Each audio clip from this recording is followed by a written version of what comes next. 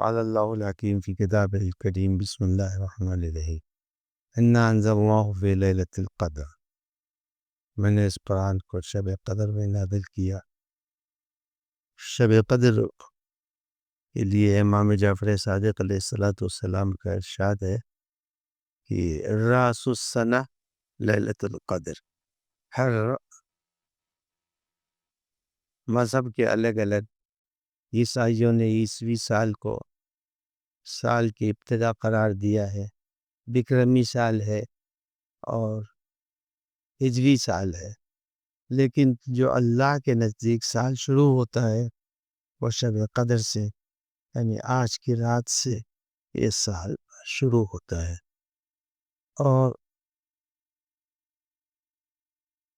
پروردگار عالم چاہتا ہی نہیں تھا کہ شب قدر کسی ایک رات کو معین کیا جا سکے.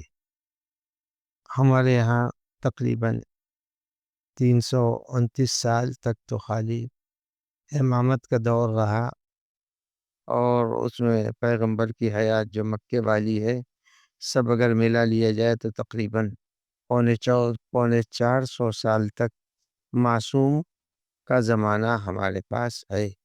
لیکن کسی امام سے بھی دریافت کرنے کے اوپر یہ نہیں بتایا معصوم نے کہ شب قدر 19 کی ہے یا 21 کی ہے یا 23 کی ہے.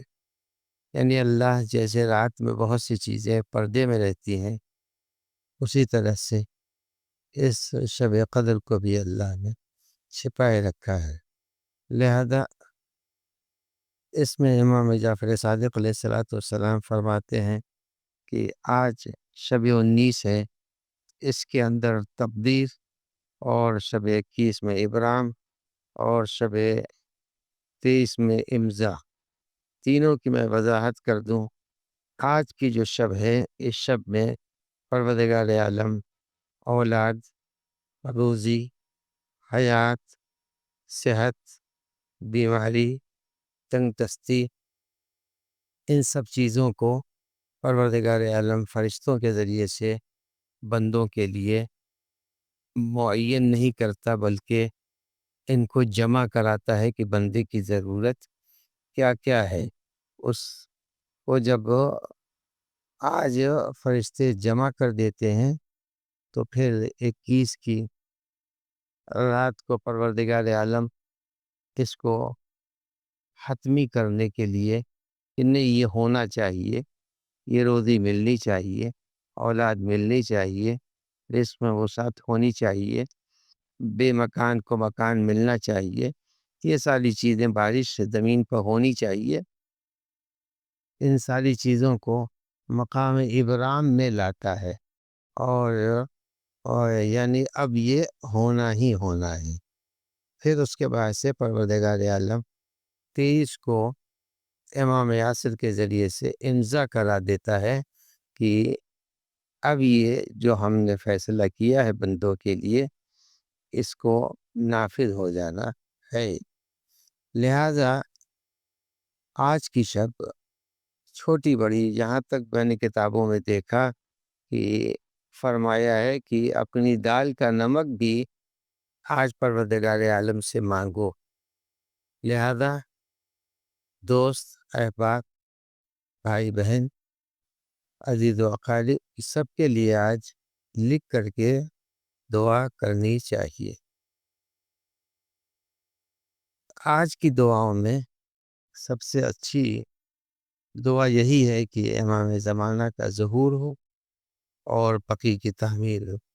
دو دعا یہ ہے.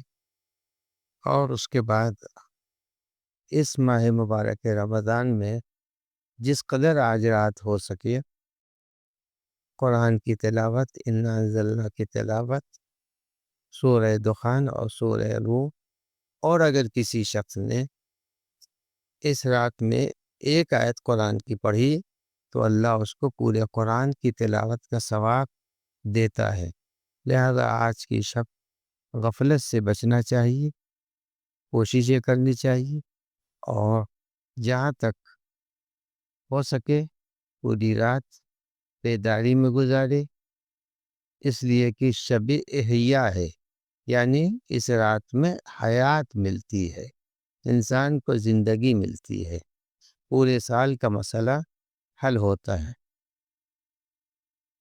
اس رات میں اعمال کی دنیا میں جب آئیں گے تو غسل ہے شب